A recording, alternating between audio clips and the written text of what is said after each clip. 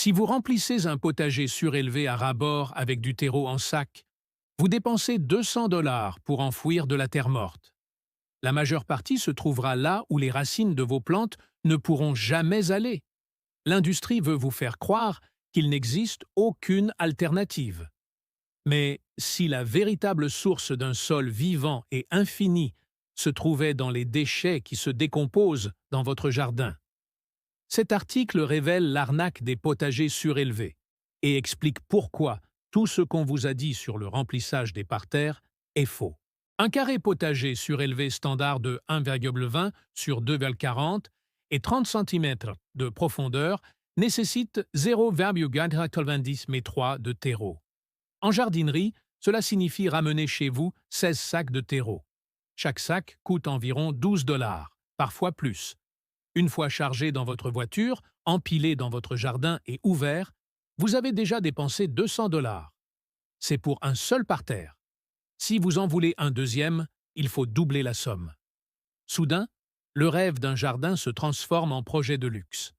Pour beaucoup de jardiniers débutants, le prix est un choc.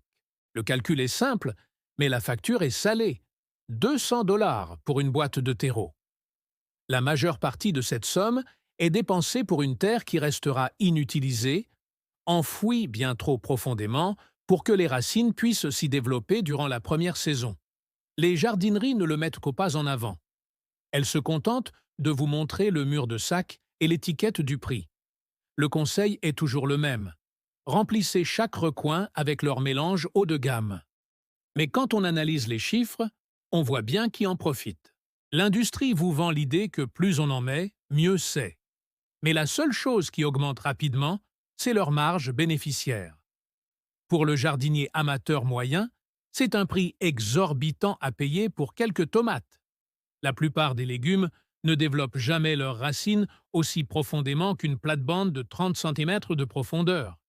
Des tableaux de croissance réalisés par des universités de tout le pays montrent que la laitue, les épinards et les radis atteignent à peine 15 cm. Même les tomates, les carottes et les poivrons. Les plantes réputées pour leurs racines profondes dépassent rarement 30 cm de profondeur dans une terre de jardin ordinaire. L'essentiel de leur développement se fait en surface, là où l'eau et les nutriments sont plus facilement disponibles. De ce fait, la partie inférieure d'un carré potager surélevé reste généralement inexploitée. Les racines y restent en surface, à la recherche de chaleur et d'humidité, tandis que la partie inférieure demeure inutilisée. Il ne s'agit pas que de théorie. Creusez un massif de fleurs matures en fin de saison et vous constaterez la présence d'un réseau racinaire dense près de la surface, tandis que le fond est peu ou pas atteint. Ainsi, lorsque les professionnels du secteur vous incitent à remplir chaque centimètre carré de terreau coûteux, ils vous vendent un besoin inexistant. La biologie du sol ne justifie pas une telle dépense. Ce qu'il faut vraiment, c'est une couche supérieure fertile de 15 à 25 cm d'épaisseur. Le reste peut être rempli d'autre chose, quelque chose qui ne se vend pas en sac. Une fois qu'on examine les données réelles sur les racines, l'intérêt d'acheter 0,9 ml3 de terreau de première qualité pour chaque plate-bande devient infondé. Il ne s'agit pas seulement d'économiser de l'argent. Il s'agit d'adapter le sol aux besoins réels des plantes et d'éviter de gaspiller son budget dans des choses qui ne serviront jamais à la culture des légumes. Chaque jardin recèle ce que la plupart des gens considèrent comme des déchets. Branches mortes, vieux troncs, feuilles mortes de l'année précédente et résidus d'élagage du voisin. Au lieu de jeter ces matériaux sur le trottoir, on les utilise pour créer la base d'un potager surélevé. La partie inférieure, soit 40 à 50%, ne nécessite pas de terreau de première qualité. Elle a besoin de volume, et le bois est idéal. Un seul carré potager de 1,20 x 2,40 peut en absorber une quantité surprenante. Quelques bûches récupérées d'une branche tombée lors d'une tempête, une ou deux brouettes de branchage, une épaisse couche de feuilles ramassées en automne, des branches épaisses et du vieux bois de chauffage conviennent tout aussi bien. Même les morceaux noueux et partiellement pourris qui semblent inutiles ont leur utilité. Ces matériaux n'ont pas besoin d'être esthétiques. Il suffit qu'ils soient bruts, sans peinture ni produits chimiques. Au fur et à mesure que les morceaux s'empilent, la boîte se remplit rapidement et le besoin en terreau coûteux diminue de moitié. Il ne s'agit pas de lésiner sur les moyens. Il s'agit d'utiliser ce que l'on a sous la main. Le bois se tassera, mais c'est normal. En remplissant le fond avec ce que la nature offre gratuitement, on prépare un lit de culture qui retient l'eau, soutient les racines et enrichit le sol. Le plus beau dans tout ça, pas besoin d'acheter ce que l'on peut récupérer. Chaque brindille et chaque feuille détourne les déchets de la décharge, tout en préparant le terrain pour un jardin vivant et respirant. Le bois pourri au fond d'un parterre surélevé ne fait pas que combler l'espace, il transforme la façon dont l'eau circule dans le jardin. Chaque bûche, branche ou morceau de bois à moitié décomposé agit comme une éponge naturelle. Les pores et les fibres du bois absorbent l'eau de pluie et d'irrigation, retenant ainsi l'humidité qui, autrement, s'écoulerait. Des tests scientifiques montrent que le bois en décomposition peut stocker jusqu'à 5 fois son propre poids en eau. Cela signifie qu'une simple bûche de 4,5 kg peut retenir 22,5 kg d'eau, la restituant lentement au sol en fonction des besoins des racines. Lors des périodes de sécheresse, cette réserve d'eau cachée devient essentielle, car la surface du sol se dessèche et se fissure sous le soleil d'été. Le bois enterré maintient l'humidité au niveau des racines, par le bas. Les jardiniers qui utilisent cette méthode constatent souvent qu'ils arrosent 2 fois moins souvent que leurs voisins. Des humidimètres placés en profondeur dans la plate-bande indiquent un niveau d'humidité constant, même après des semaines sans pluie.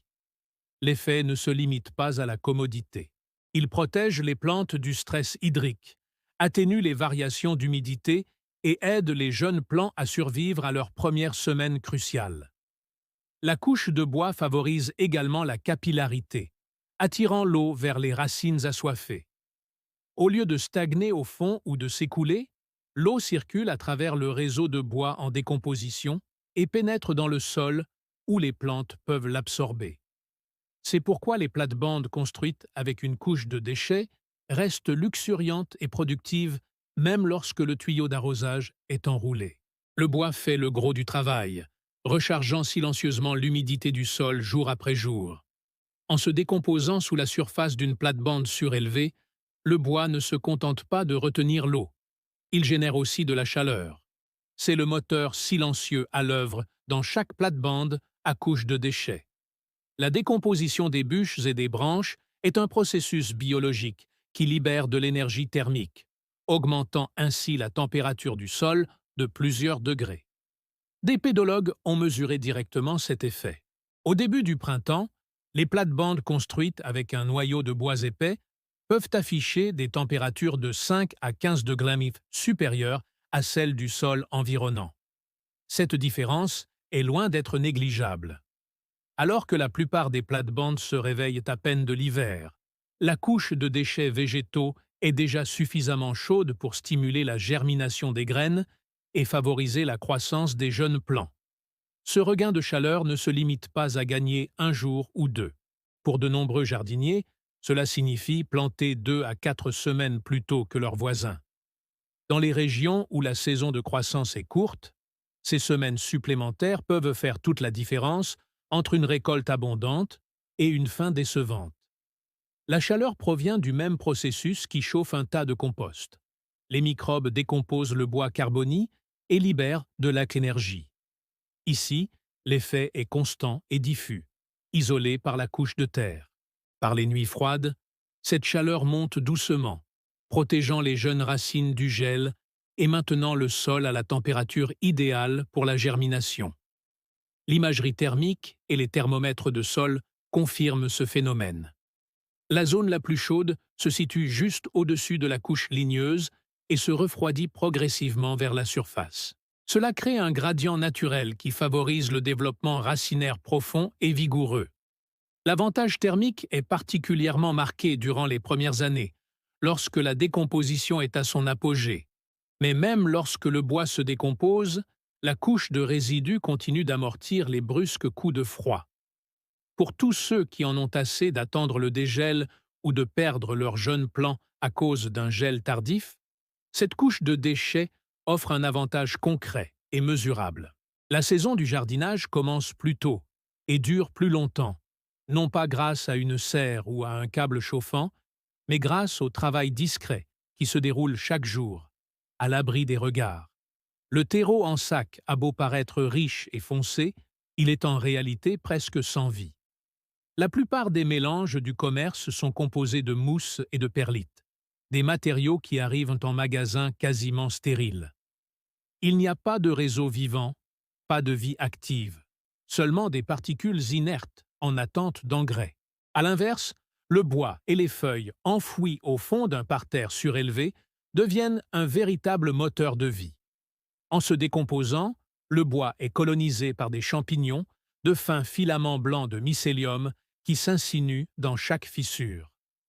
Ces réseaux fongiques agissent comme des autoroutes pour les nutriments, reliant le bois en décomposition aux racines situées au-dessus. Au lieu d'utiliser des engrais chimiques pour acheminer les nutriments à travers le sol, le mycélium les apporte directement, décomposant les fibres végétales résistantes et libérant les minéraux de façon constante et naturelle. Les pédologues comparent cela à la différence entre une impasse et une autoroute dans un mélange de terreau stérile. Les racines sont autonomes. Dans un lit de bois, elles sont intégrées à un réseau vivant. Des études montrent que le mycélium peut transporter le phosphore, l'azote et même l'eau depuis les profondeurs d'une bûche, en décomposition jusqu'à la racine d'une tomate, plus rapidement que l'eau seule ne pourrait circuler dans un sol nu. Il en résulte un système auto-alimenté. En se décomposant, le bois forme de l'humus, une matière sombre et friable, qui reste aérée et légère, sans jamais se compacter. Cette irrigation assure un apport constant d'oxygène aux racines et aux micro-organismes, favorisant ainsi une croissance accrue à chaque saison.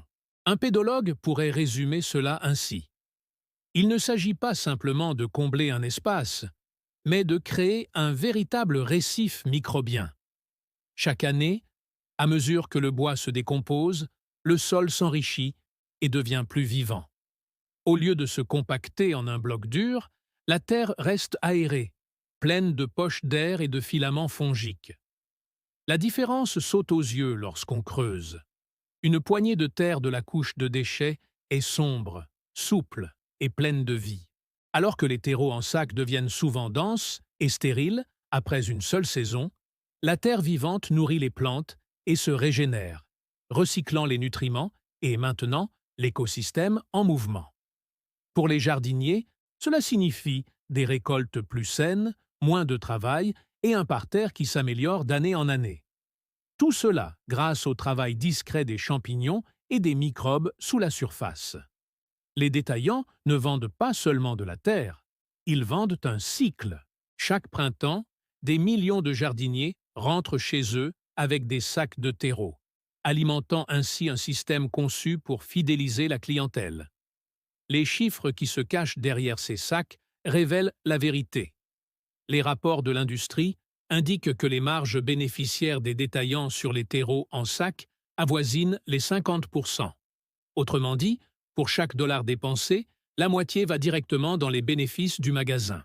Le reste couvre les ingrédients bon marché, principalement de la mousse de pommier, de la perlite et une petite quantité de matériaux de remplissage, le tout emballé dans du plastique destiné à la décharge. À travers le pays, plus de 500 millions de sacs de terreau en plastique sont vendus chaque année. La plupart de ces sacs sont à usage unique, puis jetés. Le coût environnemental est exorbitant, plus des 1 milliard de livres de plastique neuf chaque année pour un produit qui se compacte et perd de son efficacité en une seule saison.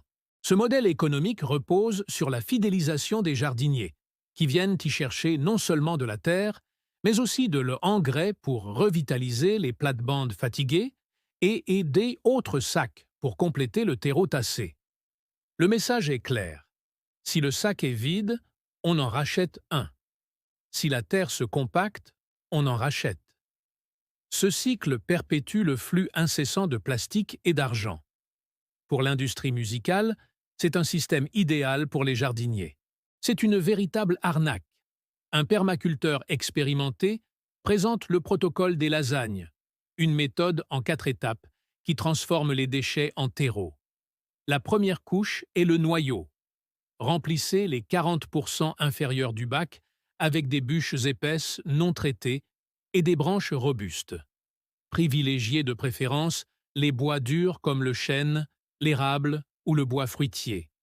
Évitez le cèdre, le noyer noir et tout bois traité chimiquement. Le cèdre se décompose trop lentement et le noyer libère de la juglone, une toxine pour de nombreux légumes. Vient ensuite le filtre. Remplissez les interstices entre les bûches avec des brindilles, des petites branches et les feuilles mortes de l'année précédente. Vous pouvez également y ajouter de la paille ou du carton déchiqueté, afin de créer une couche dense et riche en carbone. Cette couche ralentit la décomposition juste assez pour maintenir l'équilibre du système tout en conservant l'humidité et l'air. La troisième couche, la réserve d'azote, est indispensable. Étalez 5 à 10 cm de tonte de gazon fraîche, de fumier bien décomposé ou même d'urine diluée directement sur la couche filtrante. Cette étape nourrit les micro-organismes qui décomposeront le bois, les empêchant ainsi de puiser l'azote nécessaire aux plantes situées au-dessus. Omettre cette couche est l'erreur la plus fréquente. Sans elle, le jaunissement des feuilles et un retard de croissance sont quasi inévitables dès la première année. Enfin, ajoutez la couche de terre végétale. Une couche de 15 à 25 cm de compost riche ou de terre de jardin suffit pour la plupart des cultures. C'est là que les racines se nourriront et se développeront. Le spécialiste souligne que la structure sous-jacente joue un rôle essentiel. Elle stocke l'eau, génère de la chaleur et enrichit le sol en humus année après année. Le principe de la lasagne est simple, mais chaque couche a une fonction précise. Une fois ces instructions suivies, on obtient un lit de culture vivant bien plus performant que n'importe quel terreau en sac. Une propriétaire se tient entre 2 lits de jardin surélevés, l'un construit à l'ancienne, l'autre recouvert de bois de récupération et de feuilles mortes. Elle sort son téléphone et consulte ses reçus. Le premier lit, rempli de terreau en sac, a coûté un peu moins de 200 $. Le parterre de taille moyenne, de même dimension, coûte 45 $, principalement pour quelques sacs de compost dans une brouette louée. La différence est flagrante. En une seule saison, elle a déjà économisé plus de 150 $. Une économie substantielle. Mais la preuve ne s'arrête pas à la caisse. Elle vérifie l'humidité du sol avec une sonde après une semaine sans pluie. Le parterre standard est sec, presque desséché. Le parterre de déchets est encore humide, même au fond. Durant l'été, son registre d'irrigation montre qu'elle a arrosé le parterre de déchets 2 fois moins souvent que l'autre. Ce n'est pas qu'une question de commodité. Cela représente une réduction de 50% de la consommation d'eau. C'était flagrant dans les chiffres. Après 2 ans, elle creuse dans le parterre de déchets. Le bois est plus tendre. La terre en surface est riche et noire. Une poignée s'émiette facilement, grouillante de vers de terre et de fines racines. Son niveau a légèrement baissé à mesure que les bûches se transforment en humus. Mais la fertilité ne cesse de croître. Plus besoin de transporter des sacs. Plus besoin de dépenser des centaines d'euros chaque printemps. Juste une plate-bande qui s'améliore avec le temps. Et un jardin qui la récompense.